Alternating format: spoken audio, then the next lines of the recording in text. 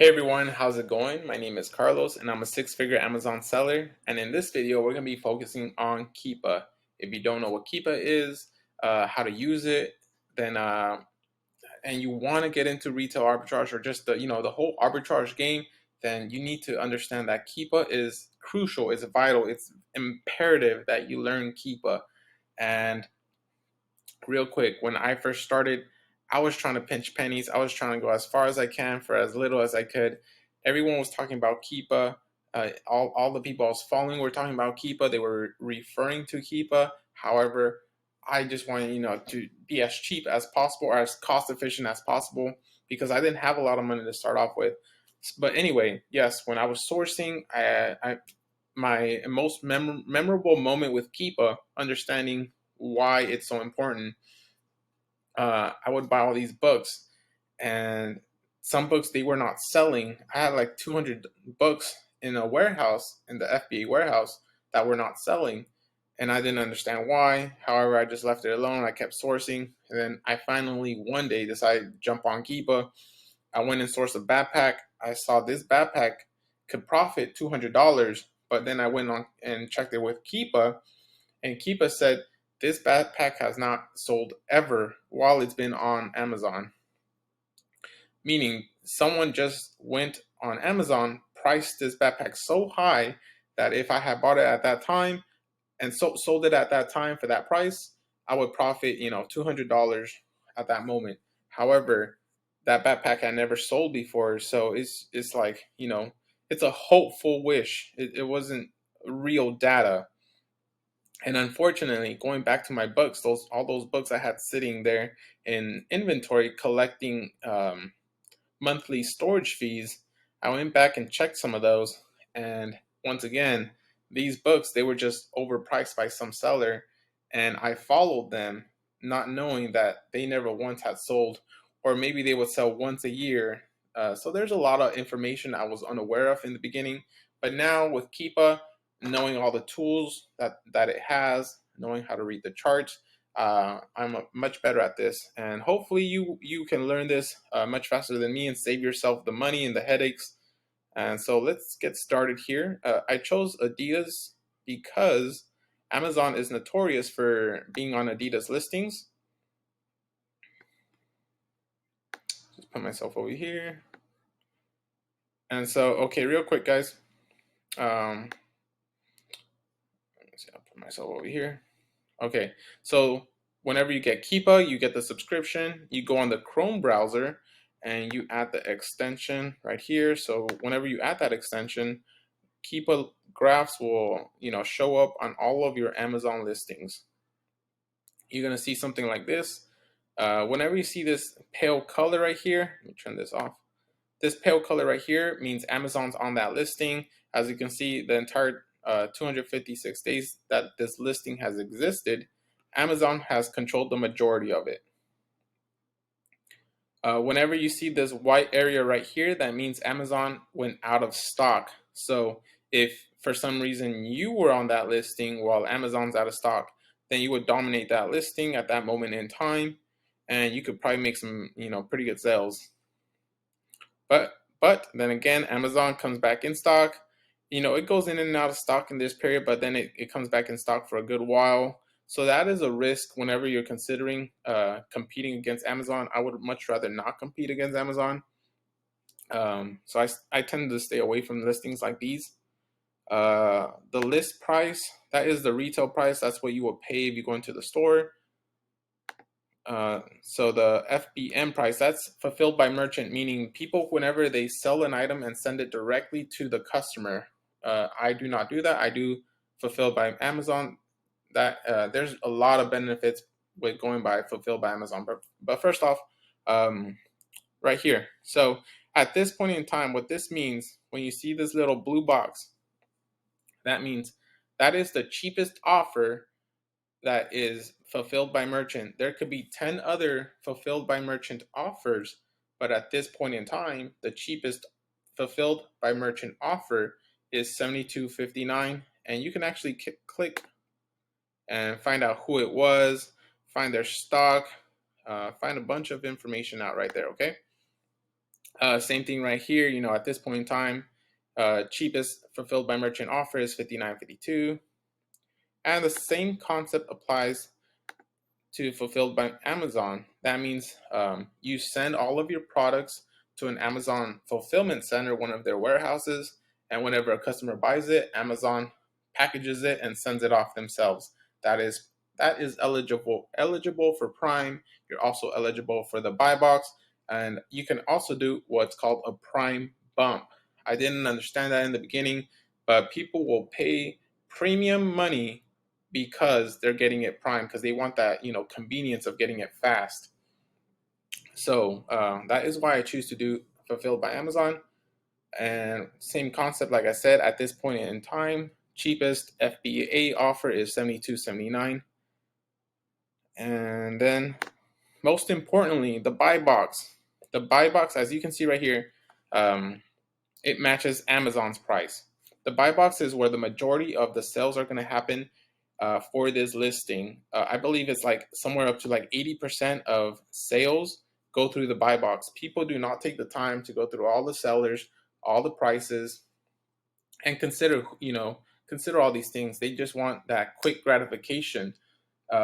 So they find the item they want, they see the price, or they may not even look at the price. They just see the buy now button, and they click it, and that is going to go through the buy box. So majority of the sales go through the buy box. You want to win the buy box whenever you're uh, whenever you're thinking about where to price your item, or where these items at what price point they will sell. You want to always take the buy box into consideration. That is the most important thing. All right, so this second graph right here, the sales rank, I believe when you first start your sales rank graph, it's actually gonna be inverted like this. For some reason, all the videos I would watch, all the things I've learned, they always have it inverted, and that's just the way I got used to reading it. So it's up to you. But the closer it gets down to the floor, the better it is. The closer it gets to number one, the better that is. You'll see right here, this is the root category. That is what you want to focus on. You don't want to really take these into consideration at all. It's always about the root category. Now, not all categories are the same. Say clothing, shoes, and jewelry, that may have 10 million different products in that category. But if you compare it to grocery may have 25 million. Or if you can compare it to like baby category, that might have 10,000 products. So not all categories are the same, y'all, but the closer it gets to number one, the faster it will sell. And so whenever you see this category, it drops down. See right here, went from 525 to 206. That means a sale happened. Now, that does not mean that just one unit sold. It could be 10 units. We don't know, but we know a sale happened. Whenever a sale happens, the sales rank will drop. So every little drop, that means sales is happening. Right here, we can't even see the drops. They're happening so fast that it looks like, a little straight line. And then right here, the new offer count, there's also ratings and reviews. I tend to focus mainly on the purple line right here, the offer count. So the more people that jump on here, that will tell you, that is a sign of a price change, and we'll go over that in a bit. But yes, that means more and more sellers are coming on. People are selling out right here, as you see it. Less and less people. So right here, Amazon. Let me show you. So in this listing, Amazon goes out of stock. Amazon's going out of stock. People are jumping on this listing. And then all of a sudden, Amazon comes back in stock and dominates the buy box. So say, you decided to jump on the listing during this, check right here. Say for some reason you wanted to jump on this listing at this point in time, and you didn't have Keepa, you didn't know Amazon was dominating this listing. You stock up on, say, like 20 of these sweaters, and they cost $45. But all of a sudden, Amazon comes on the listing and they're selling theirs for $33. nobody is gonna pay uh, for the same product more. They're not gonna buy your sweater over Amazon's. They're gonna, of course, go with a cheaper price, and they're gonna go for the buy box price, like I talked about earlier. So that is the danger of jumping on listings that are dominated by Amazon. All right, so I just pulled up another listing just so we can look at something a little different. Nike does not, Amazon does not sell Nike products anymore. They used to. So maybe like if you find a Nike listing that's very old, you might see Amazon back in the day dominating that buy box. So real quick right here, I got my data pulled up. You see my sales rank increasing a bit here. That could be due to several different things. It's in the top 1% of sports and outdoor category. What I would have,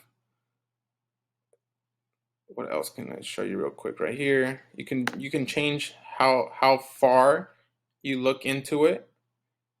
If it's like a seasonal item, like say in the winter months, or just volleyball season. Volleyball season. I don't know when that takes place, but there's probably a spike in volleyball season. Like say maybe right here in this point right here, you see how the sales rank is 1,400, 1,200.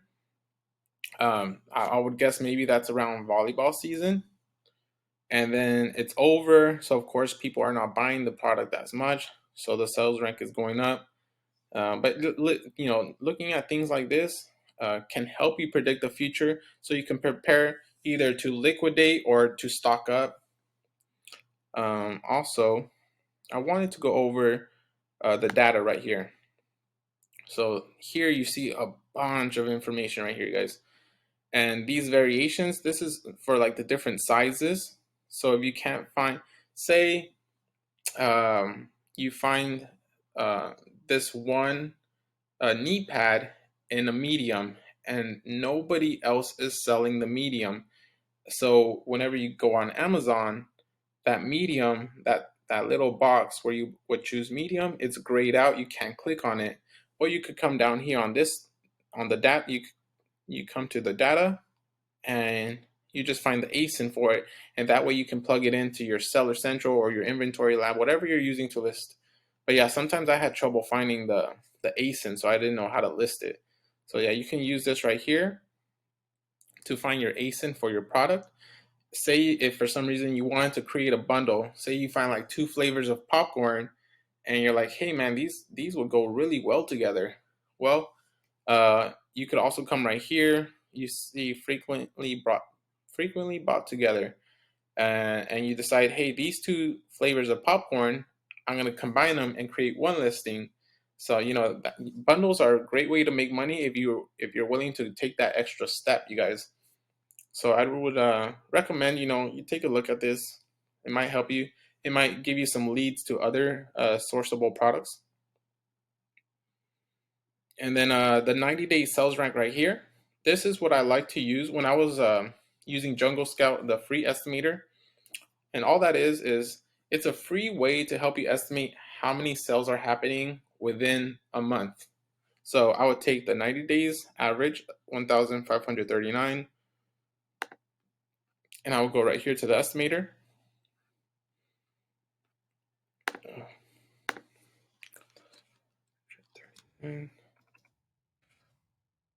Plug that in, United States, and we're in the sports and outdoor.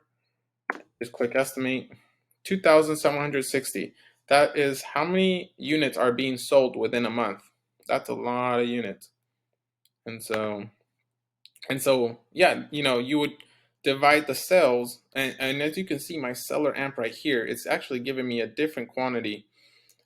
No estimator is perfect. None of them are. All the people, even my mentor, they talk about this. None of this software is 100% guarantee fail proof, but it gives us a lot better information than us going off of our own thoughts. So we would divide the units that are being sold by competitive sellers. Real quick, if you're not sure what a competitive seller is, if they're within like $1 or $2, or maybe between like 5 to 10% of the buy box, I would consider them competitive. However, that in itself is not concrete. The best way to know how many units are sold per month is to actually purchase units and list them and see how fast they sell within a month. A good number to like a test batch is about 18 to 20 units, but that really depends on how much cash you have to use. I understand not everybody can just make test batch purchases. But anyway, so yes, going back to this, y'all, there's like a ton of information here. The 90-day average for FBA is 25. Um, that takes me back to another point real quick, right here. So let's do the year. So what we want to cover, keep these terms in mind. We're going to talk about the floor price, the ceiling price, and the trending price. The floor price, we're always going to keep it into consideration because that is the cheapest this item tends to sell for. So if we can source this product and still make a profit, even at the cheapest price that it has sold for, then that's good. That's good risk mitigation. However, say uh, in this portion of the listing, the the floor price, it's owned by fulfilled by merchant. The floor price is 23.45. So if I can make profit even at that cheap price, then that's good. I'm willing to take a risk on this product.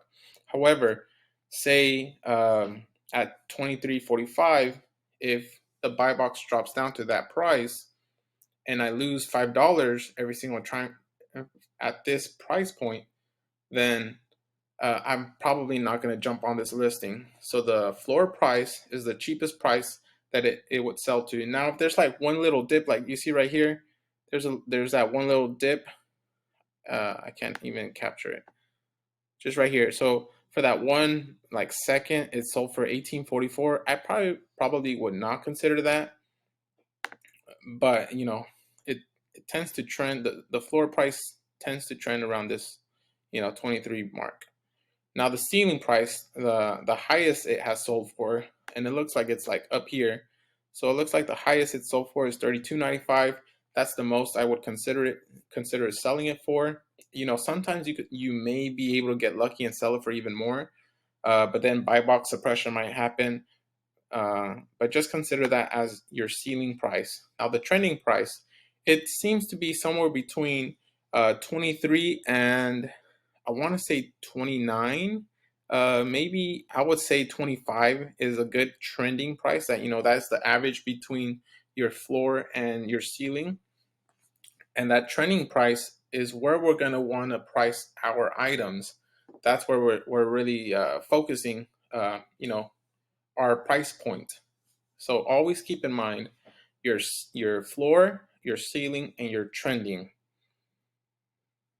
Something else, variations. I did go over variations in another video, but real quick, as you can see, this listing has white and black, and sometimes it might have even more. Like sweaters, they have a ton of colors. So this right here, this data that's gathering, it's considering both colors and it's considering every single size of those colors. However, how do you know which one is the best? Because large might sell more than small, or medium might be like the worst seller of them all, but you don't know this. You don't know this for sure. Something you can do to help mitigate risk, you go on the variations tab, and it'll show you right here the ratings. So it's a good reference. The ratings, the more ratings it has, the better it probably has sold. Instead of just taking a blind guess, this gives us some data to go off of. Whichever one has that gold little trophy, that is the best seller, which would be size medium right here, medium large right here. However, say you were to buy the white in extra large, extra large, that's only 5%. So you would take 5% of uh, these cells or these cells, whichever one you go off of. You would take 5% of that cell's estimate, and you would consider that's how many cells are going through that one size, that one color a month. So that's variations, and very important to consider that, you all. And so yeah, I would highly consider you learn how to read these charts. It just comes over time. Like you learn how to um, read these charts, almost instinctively. I still have to take my time with them, to really analyze them. Something I've learned is to watch out for the offer count. So whenever I see the offer is going up, I know that the price is going to drop. So as you can see right here, at this point in time, they were selling for $27.95, but more and more people are jumping on that listing. So that means there's a greater supply. The demand is staying the same, but the supply is increasing. So that means the price is going to drop. It's getting more competitive. So as it's getting more competitive, more people are jumping on the listing, then the price starts to drop. So whenever you see a listing that has an increase in sellers, you know that the price is going to drop. However, if you see that the sellers are starting to drop off, people are selling out, people are not restocking for some reason, then you know the price is going to jump up eventually right here. And that doesn't always happen actually. Sometimes I've seen it where people tank the listing and it never recovers, so it's ruined. But that's just something else to go by, the new offer count. And just one more thing I wanted to go over. I'm not sure if I covered this, but at any point in the graph, you can focus on that point right here. It's up to you how far you want to go in the history.